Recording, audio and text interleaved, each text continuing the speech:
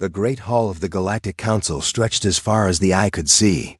Thousands of beings from across the galaxy sat in rows that curved like waves around the central speaking platform. The air buzzed with the sound of different languages, being translated by machines. Some aliens clicked their claws, others hummed in harmony, and a few made sounds that no human throat could ever produce. At the center of it all stood Ambassador HFY of the Zephyrian Empire.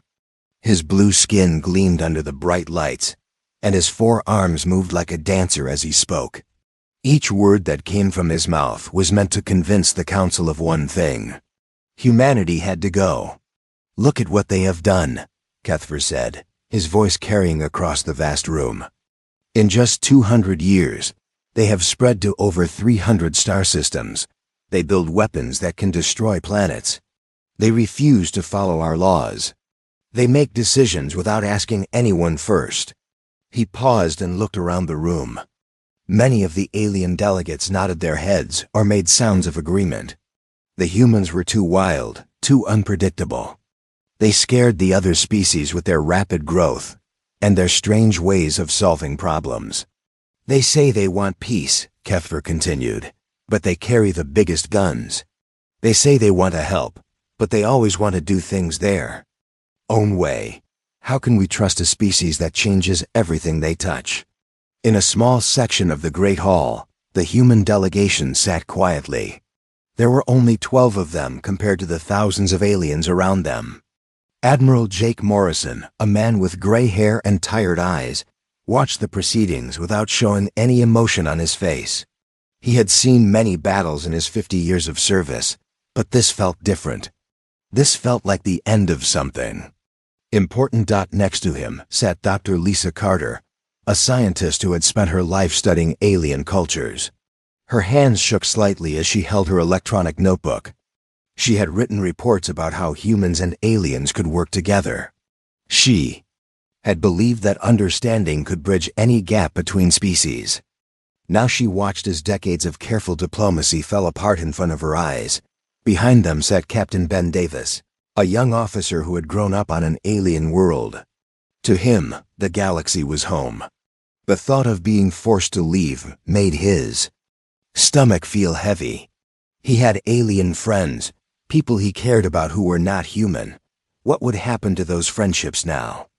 HFY raised one of his 4 arms, and the hall grew quiet. "The evidence is clear," he said. "Humans are a danger to galactic peace. They start wars wherever they go. They refuse to respect the authority of this council. They think they know better than species who have traveled the stars for thousands of years." Admiral Morrison remembered the last war, the one against the machine race called the Synthesis. The aliens had been losing badly until humans arrived with their strange tactics and refusal to give up. The machines had been defeated, but apparently, the council had forgotten who saved them. A small alien with 6 legs and crystal-like skin stood up in the audience. "What about the trade routes?" she asked in a high voice. "Humans patrol most of the shipping lanes. Who will protect our cargo ships from pirates?" HFY waved away her concern with 2 of his arms. "We managed without humans for millions of years," he said. "We can manage again. The Council's combined fleets are strong enough to handle any threats." But Dr. Carter knew the real numbers. She had studied the Council's military reports. Humans provided security for over 80% of all trade routes in the galaxy. They responded to emergencies faster than any other species. They had bases in strategic locations that took decades to build. How could the Council replace all of that? Another alien stood up, this one tall and thin with silver skin. "The humans have helped my people many times," he said. "When the plague struck our home world, they brought medicine. When the earthquakes destroyed our cities, they helped us rebuild. Are we to forget all of this?" "Charity with strings attached," HFY replied quickly. "Humans help others to make themselves look good. They want gratitude. They want influence. This is not true." Kindness. Admiral Morrison almost smiled at that. He remembered the relief missions to a dozen worlds. He remembered human soldiers working 20-hour days to dig survivors out of collapsed buildings. He remembered doctors staying awake for days to treat alien patients they had never seen before. If that was not true kindness, he did not know. What was? The debate continued for hours. Some aliens spoke in favor of humans, but they were few. Most seemed afraid of humanity's rapid growth and their willingness to fight when cornered. The council had grown comfortable with slow, careful decisions made by committee. Humans moved fast and took risks. This scared the other species. Finally, HFY called for the vote. All those in favor of Resolution 2847, the expulsion of humanity from council space, please indicate now. Lights began to appear throughout the Great Hall. Each light represented a species voting yes. Dr. Carter counted them with growing horror. The Zephyrian Empire, the Melodian Harmonies, the Christine Collective, the Thornix Confederation. One by one, the species that humans had protected and helped were voting to send them away. When the counting was done, the result was clear. Over 70% of the council had voted for expulsion. Only the smallest species, those who depended most on human protection, had voted against the resolution. The vote is decided, HFY announced. Humanity has 30 standard days to remove all military vessels, civilian colonies, research stations, and trade operations from council space. They are to return to their original star systems and may not venture beyond those boundaries without explicit permission from this council. Admiral Morrison stood up slowly. The Great Hall grew quiet as thousands of alien eyes turned toward him. He was not a tall man, and he looked small standing in the vast space, but his voice carried clearly when he spoke. "This is exile," he said. "Simply, you understand that, do not you?" "It is justice," HFY replied. "Humanity has had many chances to prove they can be trusted members of galactic society. They have failed each time." Morrison nodded once. "Very well. We will comply with your decision." He paused and looked around the hall one more time. "But understand this. When you needed help, we came. When your people were in danger, we stood between them and harm. When your enemies threatened your worlds, we fought alongside you." He gestured to the human delegation behind him. "We gave you our best people. Our scientists shared their discoveries. Our doctors treated your sick. Our soldiers died protecting your borders. And this is how you repay that service." The hall remained silent. Some of the aliens looked uncomfortable, but none spoke up. "In 30 days, we will be gone," Morrison continued. "Every human ship, every human station, every human colony will withdraw from council space. We will take with us our technology, our protection, and our friendship. I hope you will not regret this decision." With that, the human delegation filed out of the Great Hall. Their footsteps echoed in the silence as thousands of aliens watched them leave. Some of the council members felt a strange sadness as the humans disappeared through the exit. But they pushed that feeling away. They had made the right choice. The galaxy would be safer without humanity's chaotic influence. None of them could imagine how wrong they were about to be proven. In the days to come, they would learn exactly what they had lost when they chose fear over friendship. But by then, it would be far too late to change their minds. The evacuation began 3 days after the council vote. Admiral Jake Morrison stood on the bridge of the USS Constitution, humanity's largest warship, watching as thousands of ships prepared for the long journey home. Through the massive viewing windows, he could see cargo vessels, passenger transports, research ships, and military escorts stretching as far as the eye could see. "Status report," Morrison said to his communications officer. Lieutenant Amy Rodriguez looked up from her console.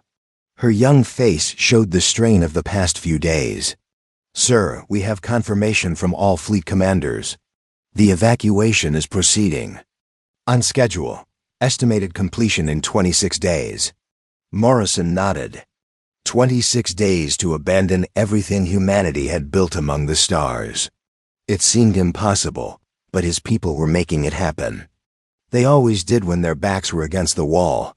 Captain Ryan Brooks commanded one of the largest evacuation fleets. His ship, the transport vessel New Horizon, carried 15,000 passengers. Most were families who had lived their entire lives on alien worlds. They had jobs, friends, homes they were leaving behind forever. Brooks walked through the passenger areas, checking on the people under his care. In one section, he found a group of children pressed against the viewing ports, watching the stars go by. Their parents stood nearby, trying to explain why they had to leave the only home the children had ever known. "Captain," called out a woman holding a baby. "My husband works on the mining station at Kepler 442b. Will he be able to find us?" "Yes, ma'am," Brooks assured her. "All personnel are being tracked. The evacuation ships are in constant contact with each other. We will not leave anyone behind." But even as he said the words, Brooks wondered if they were true. The galaxy was a big place, and humans had spread far and wide. There were research teams in distant systems, diplomats on alien worlds, traders following routes that took months to complete. Finding everyone would not be easy. On the bridge, his communications officer, Lieutenant Tom Hayes, spoke up. "Captain, we are receiving transmission requests from several non-human sources. Individuals wanting to come with us." Brooks was not surprised. In their time among the stars, humans had made friends with many aliens. There were scientists who had worked together on important discoveries, traders who had built trust over years of business, and families who had intermarried despite their different species. "What are our orders?" Brooks asked. "Denied, sir." Admiral Morrison was very clear. "We respect the Council's decision. No non-humans are to be transported." Brooks felt his heart sink. He knew there were good people out there who would be left behind because of politics they had no part in. But orders were orders, and the situation was delicate enough without causing more problems. Meanwhile, on the planet Kepler 442b, Colony Administrator Helen Price was overseeing the most difficult task of her career. New Denver had been home to nearly 2 million humans and their alien friends. The city had taken 30 years to build and was considered one of the most successful mixed-species colonies in the galaxy. "The hydroponic farms are being dismantled," reported her assistant, Pete Johnson. "The alien workers are asking if they can keep the equipment running after we leave." Price looked out at the vast agricultural complexes that fed 3-star systems. "Tell them yes, the plants and equipment stay. Maybe they can keep the farms going." But she knew it would be difficult. The farms had been designed by human engineers using human techniques. Without human supervision, they would probably fail. Within a year, millions of people would go hungry. But there was nothing she could do about that now. In the research district, Dr. Kevin White was packing up his laboratory. He had spent 15 years studying quantum physics with alien colleagues. Together, they had made discoveries that advanced the understanding of space travel and energy production. Now all of that cooperation was ending. "Doctor," said his research partner, "a crystal being named Thixara. Cannot you stay? Your work here is too important to abandon." Dr. White looked around his lab one more time. The equipment represented millions of credits and years of development. "I wish I could, my friend. But the Council has made their decision. Humans are no longer welcome here." "This is foolish," Thixara said, her crystal body glowing with emotion. "Your species brings new ideas, new ways of thinking. Without you, progress will slow to nothing." "Then maybe the Council will change their minds," Dr. White replied, though he did not believe his own words. "Maybe someday we can work together again." But as he sealed the last of his research files, Dr. White knew that someday might never come. Scientific cooperation took years to build and seconds to destroy. The trust between species that had allowed such amazing discoveries would be very hard to rebuild. Across the colony, similar scenes played out thousands of times. Human doctors closed clinics that served alien patients. Human teachers said goodbye to alien students. Human artists took down sculptures and paintings that celebrated the mixing of different cultures. Captain Lisa Park commanded one of the military escort ships protecting the evacuation convoy. Her job was to watch for pirates or other threats that might attack the vulnerable transport ships. So far, the journey had been peaceful, but she remained alert. "Captain," her tactical officer reported, "we are detecting several alien military vessels shadowing our convoy." Park studied the sensor readings. The ships were keeping their distance, but definitely following the human fleet. "Any idea what they want?" "Unknown, ma'am." "They are not responding to our communications." Park made a decision. "Send a message. On all frequencies. Tell them we are conducting a peaceful evacuation under council orders. We have no hostile intentions, but we will defend ourselves if attacked." The alien ships continued to follow but made no aggressive moves. Park suspected. They were there to make sure the humans actually left and did not try to hide any ships or personnel behind. The lack of trust was painful, but she understood the politics involved. As the days passed, the evacuation continued with the efficiency that had made humanity famous throughout the galaxy. Every ship knew its role. Every person knew their destination. There were no arguments, no panic, no chaos. Just the methodical removal of an entire civilization from the place they had called home. But the cost was enormous.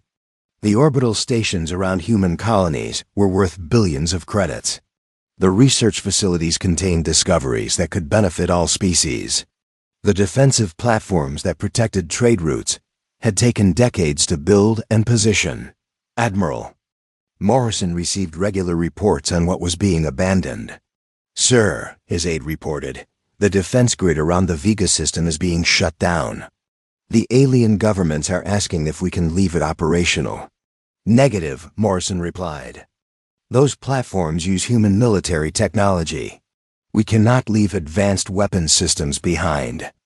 "But sir, without those platforms, the Vega system will be defenseless against pirate attacks." Morrison felt the weight of command pressing down on him. "That is no longer our responsibility.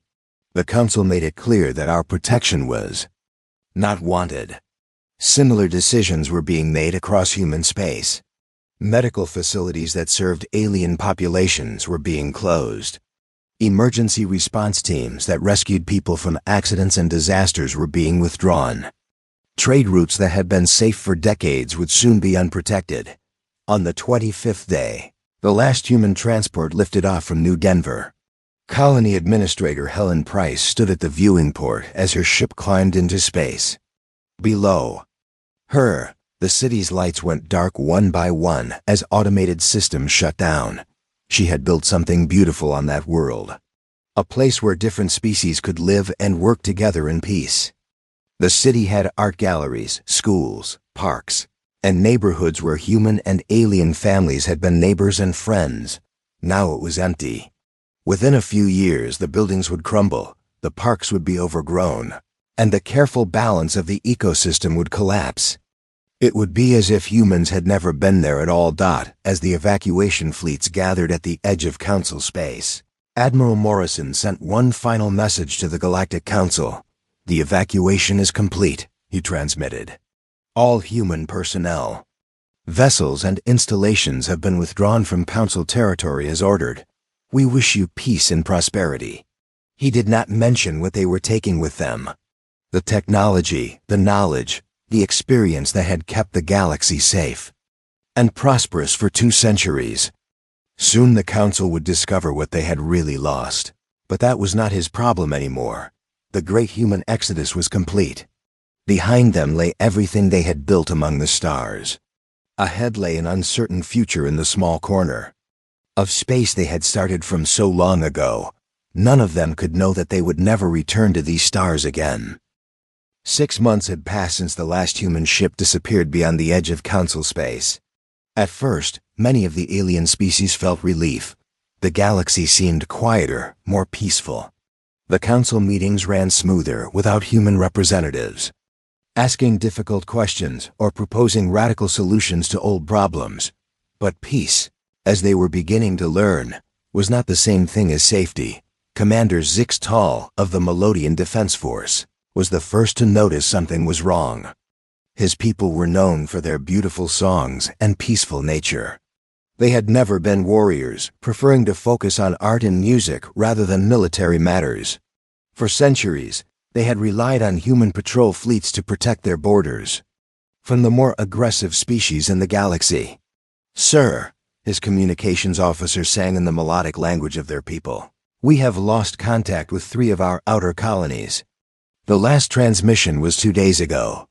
Zixtal felt a chill run through his feathered body. "Send a reconnaissance ship to investigate." What they found was devastating. The colonies had been attacked by raiders from the Void Hunter clans, a group of pirates who had been quiet for decades. The beautiful crystal cities lay in ruins, their singing towers silenced forever. Thousands of Melodians had been taken as slaves or killed. Where were the patrol ships? Zixtal asked his tactical officer. "There are no patrol ships, sir. The humans maintained all border security in this sector. When they left, no one replaced them." The reality of the situation hit Zixtal like a physical blow. His people had lived in safety for so long that they had forgotten what it was like to be threatened. The human ships had been so reliable, so constant in their protection, that the Melodians had never thought about what would happen if they were gone. Similar reports began flooding in from across the galaxy. The Christian Collective found their trade routes under attack by pirates who had been afraid to operate while human warships patrolled the shipping lanes. Merchant vessels that had traveled safely for generations were now being robbed or destroyed.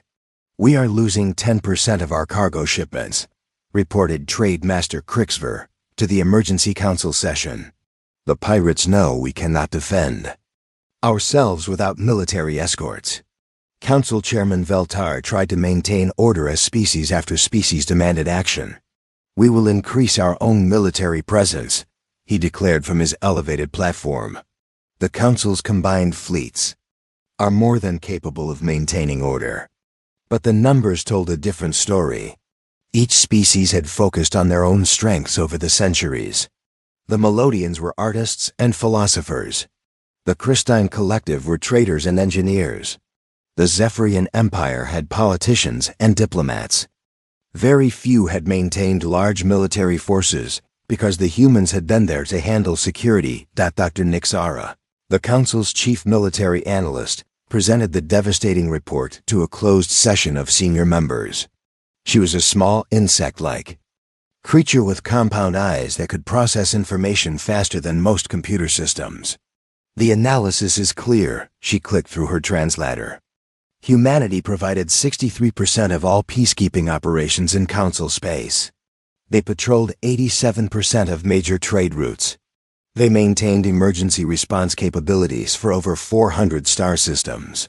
She paused to let the numbers sink in. "To replace their capabilities, we would need to increase our combined military forces by 800%. The cost would equal our entire annual budget for the next 50 years. The room fell silent. Even the Zephyrian Empire, the most militaristic of the Council species, did not have the resources to fill the gap left by humanity's departure. "Surely you exaggerate," said Ambassador Kefver, though his voice lacked its usual confidence. "We managed without humans for millions of years before they arrived." "Yes," Dr. Nixara replied, "but that was before we became dependent on their protection. Before we reduced our own military forces, because we knew the humans would handle any threats. Before we built our entire civilization around the assumption that someone else would keep us safe." The truth was becoming clear, though none of them wanted to admit it. They had not just expelled humanity from the galaxy. They had expelled their own protectors, their guardians, the people who had quietly kept the peace, while the rest of the galaxy focused on more pleasant pursuits. The Thornix Confederation was the first to take advantage of the new situation. They were a warrior species who had always resented human interference in their expansion plans. With the humans gone, they began pushing into former human territory and beyond. "The Thornix have taken control of the Kepler system," reported Intelligence Officer Vethren to the Emergency Council session. They claim it was abandoned territory, free for colonization. That system was protected by human treaty, protested the delegate from the Harmony Worlds. They cannot simply take it. Who will stop them? Vethran asked bluntly. The humans are gone. Their treaties died with their presence. Indeed, who would stop them? The Thornix military was strong, battle-tested, and eager for conquest. The other council species had grown soft and peaceful under human protection. None of them were prepared for a real war, but the worst was yet to come. Reports arrived that made even the Thornix expansion seem like a minor problem. Ancient monitoring stations on the edge of the galaxy had detected something that should have been impossible. The sensors are certain, reported Chief Scientist Lochther, his tentacles trembling with fear. The Devourers are awakening. A chill ran through the emergency council chamber. The Devourers were a legend, a nightmare from the ancient past. They were machines built by a long-dead civilization, programmed to consume all matter and convert it into more machines. They had slept in the galactic core for millions of years, but something had awakened them. How is this possible? Demanded Chairman Veltar. They were defeated ages ago. Not defeated, Lochther corrected. Contained. Kept dormant by a network of sensor stations and automated defenses. But those systems require constant maintenance, regular updates to their programming, and... He paused, his tentacles writhing with distress. The humans maintained 60% of the containment network.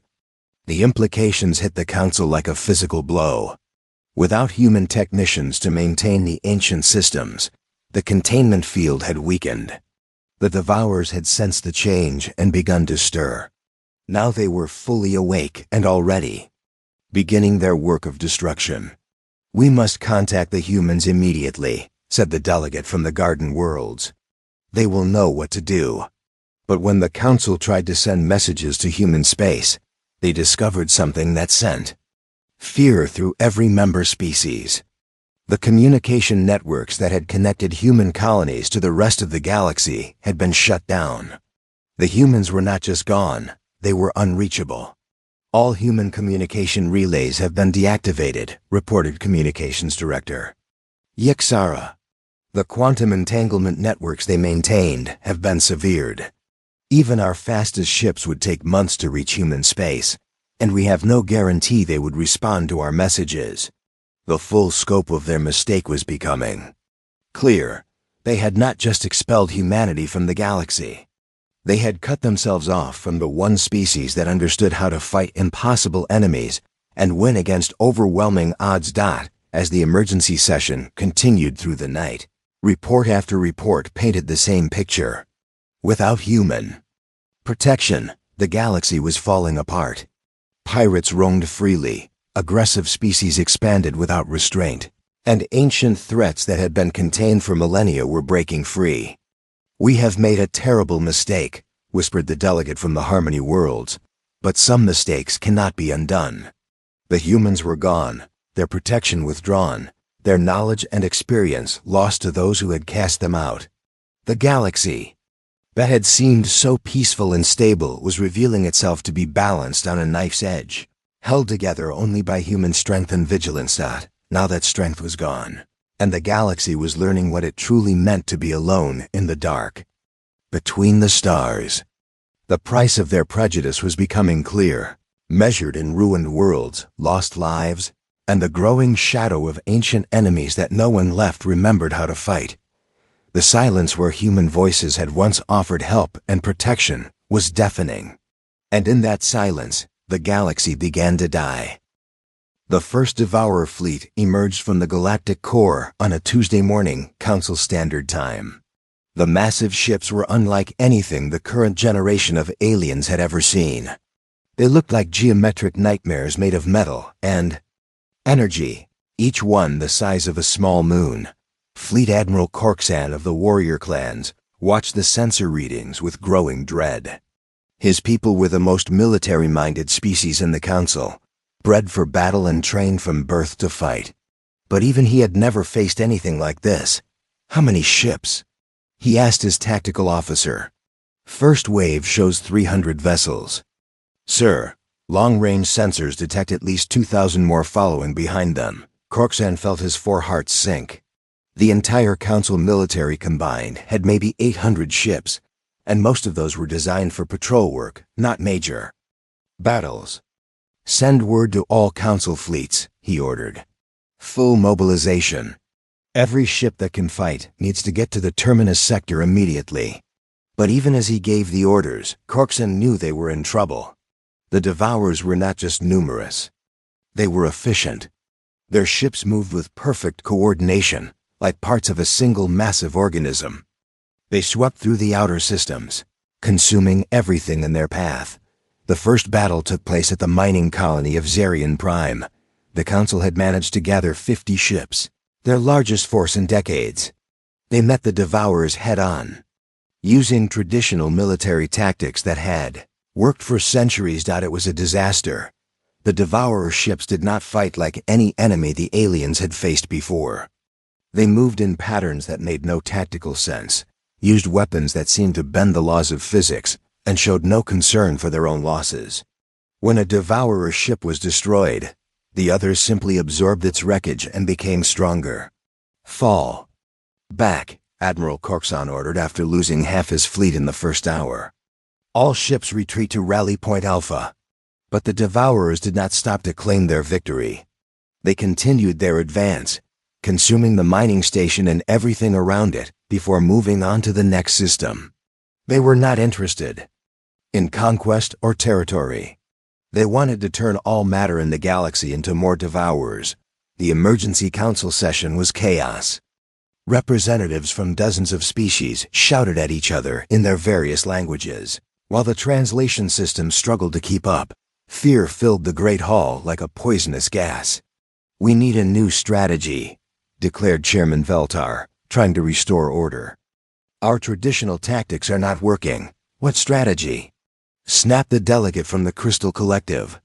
"These machines do not negotiate. They do not retreat. They just consume everything they touch." General Korksan stood to address the council. His uniform was torn from the recent battle, and one of his arms was in a medical support device. "I have fought in dozens of wars," he said, his voice carrying across the Great Hall. "I understand military tactics and strategy. But these Devourers, they fight in ways that make no sense." He activated a holographic display showing the battle footage. "Look at this movement pattern. They send their strongest ships into obvious traps, then use the destruction as a weapon. They sacrifice entire fleets to gain small advantages. No living being would fight this way because no living being wants to die. Then how do we stop them?" asked Ambassador Kethfer, his usual arrogance replaced by desperate fear. Korksan was quiet for a long moment. "I do not know," he admitted. "Every simulation we run ends in our defeat. Every strategy we try fails against their coordination and numbers." It was then that Chief Archivist Telmuth spoke for the first time in living memory. He was so old that his species was nearly extinct, so ancient that most people had forgotten his name. But his voice, when it came, carried the weight of eons. "They have been defeated before," he said, his words translated into a dozen languages. Simultaneously, the hall fell silent. Even the Devourers were not older than Telmuth. "When?" Chairman Veltar asked. "The last time they awakened, 40,000 years ago. And again, 70,000 years before that. Each time, they consumed entire sectors of the galaxy before they were stopped." "How were they stopped?" General Korksan demanded. Telmuth activated an ancient data crystal, one that had been sealed in the deepest archives. Holographic images filled the air above the council floor. They showed battles between the Devourers and ships that looked familiar. "Those are human designs," breathed Dr. Nixara. "But humans have only been in space for 200 years. "No," Telmuth corrected. "These are the ships of the species. That came before humans. But the tactics, the strategy, the way of thinking... it is the same." The recording showed impossible battles. Ships that should have been destroyed somehow surviving. Fleets that were outnumbered 100 to 1 somehow. Winning, Strategies that looked like suicide somehow working. How? Korksan whispered. Chaos, Telmoth replied. The Devourers are machines. They think in patterns, follow programs, calculate probabilities. But these warriors, they did not follow patterns. They did what no rational being would do.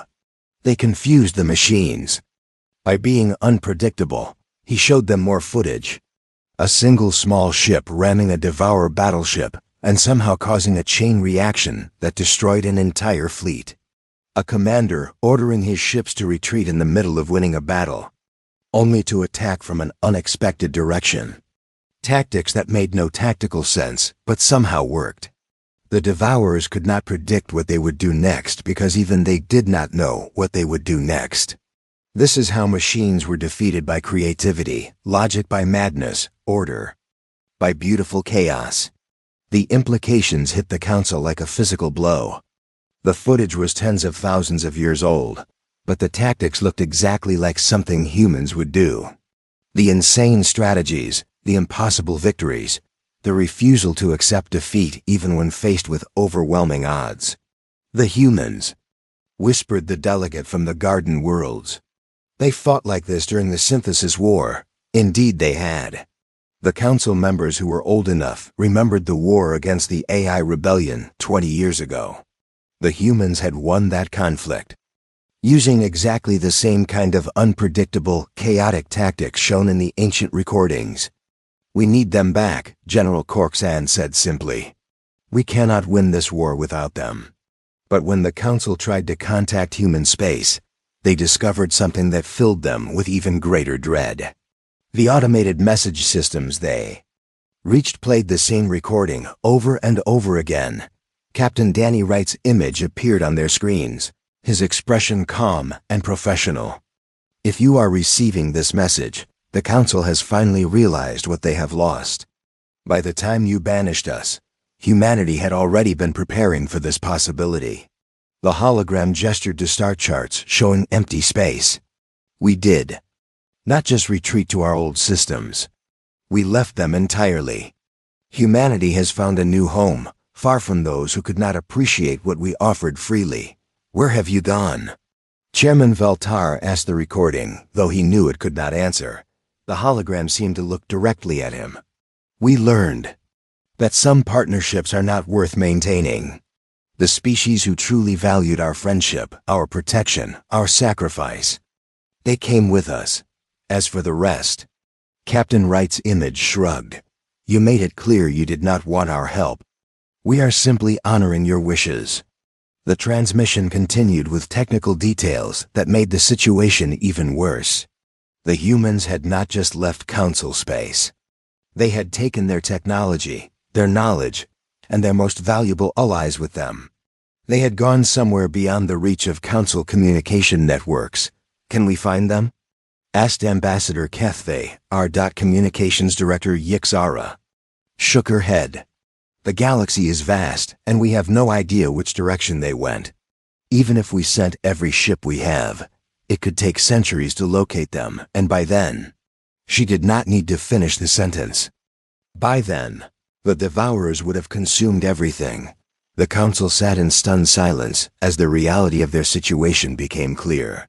They had exiled the one species that could save them, driven away their protectors through fear and prejudice.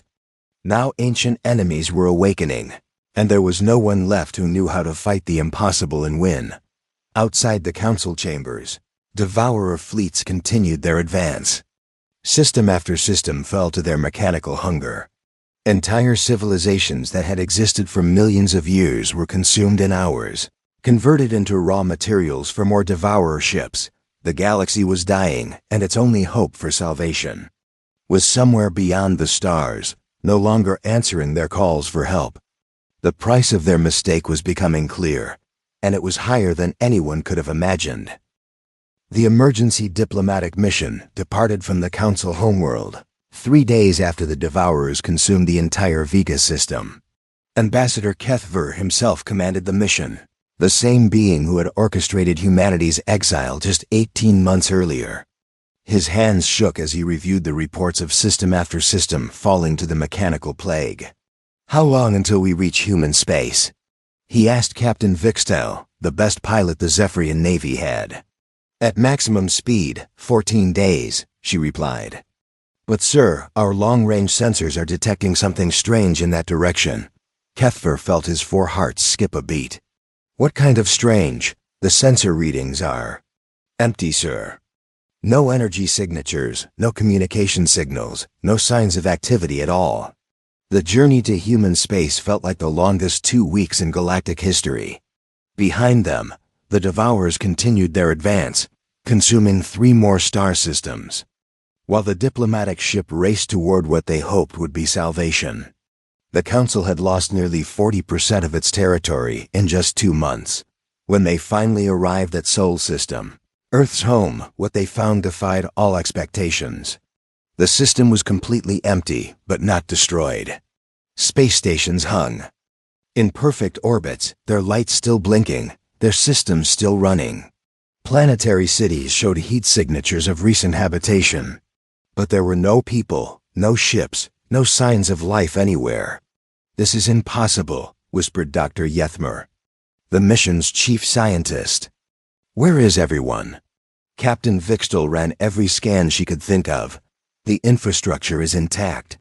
Power systems are running. Automated defenses are still active. But life sign readings show 0 across the entire system. It was as if 8 billion humans had simply vanished into thin air dot as their ship approached Earth's orbital stations. A holographic message activated automatically. Captain Danny Wright appeared on their main screen, his image flickering slightly in the artificial light. He wore a simple human military uniform, and his expression was calm but distant.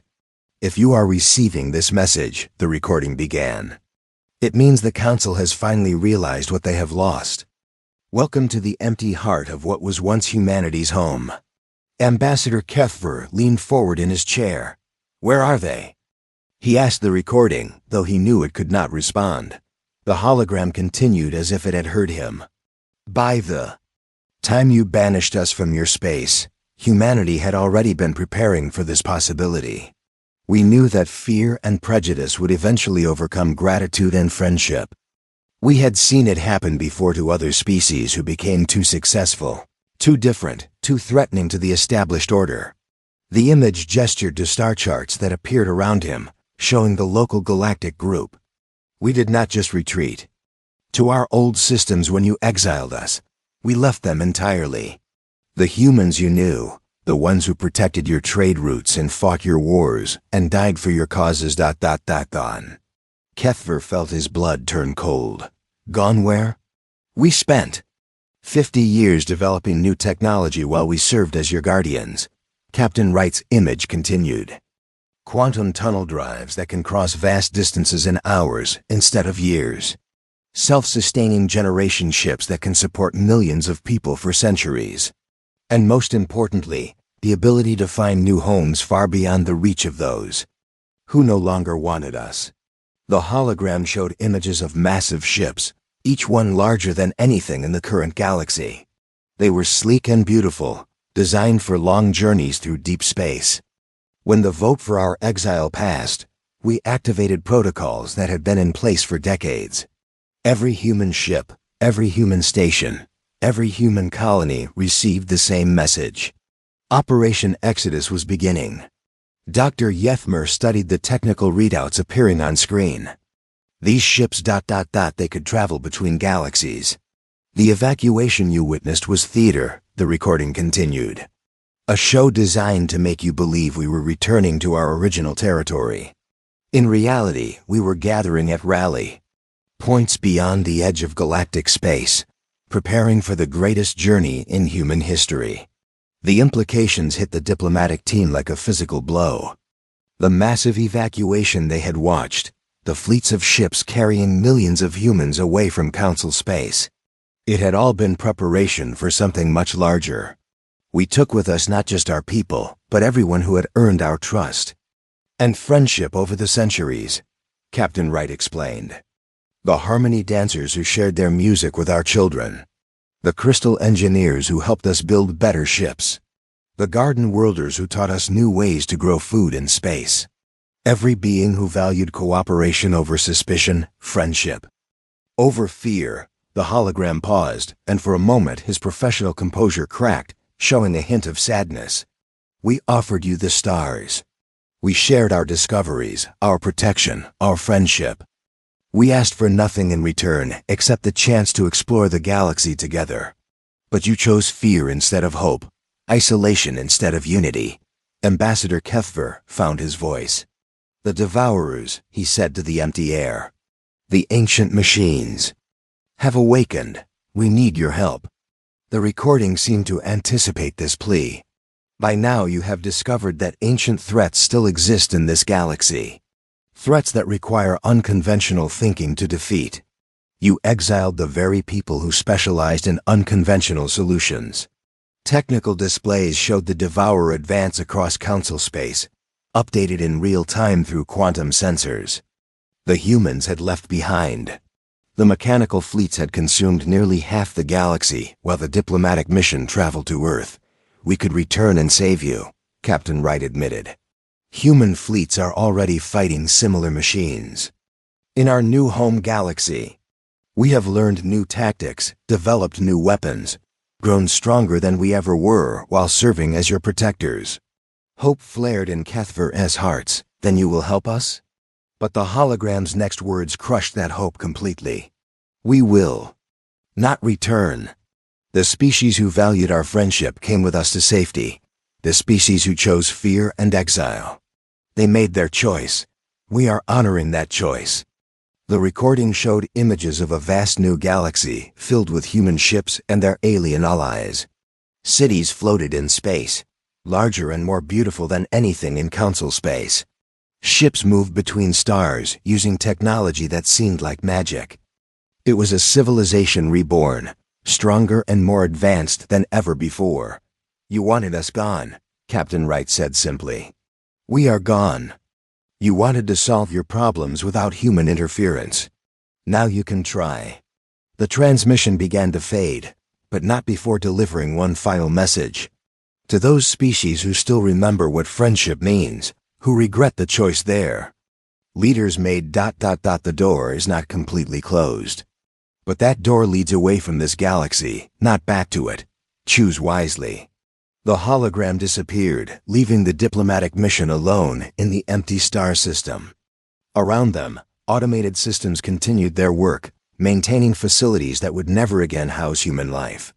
The Earth continued its orbit around the sun, but the beings who had called it home for millions of years were gone forever. Captain Vixtel broke the silence. Sir, long-range communications are detecting massive Devourer fleet movements. They will reach the core worlds within days. Ambassador Kethver stared out at the empty Earth, its blue and green surface beautiful and lifeless. Somewhere in the distant cosmos, humanity thrived in a new galaxy with the friends they had chosen to save. But here, in the galaxy that had cast them out, only death and darkness remained. Set course for home, he said quietly. We need to prepare our people for the end. As their ship turned away from Earth for the last time, the automated systems began shutting down one by one.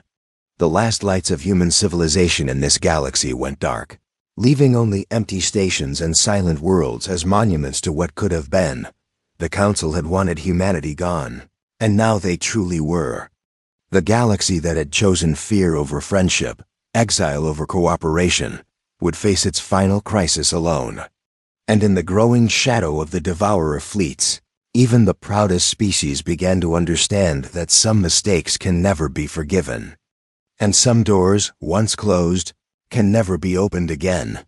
The stars themselves seemed to weep for the civilization that had protected them for so long, and would never return to save them again.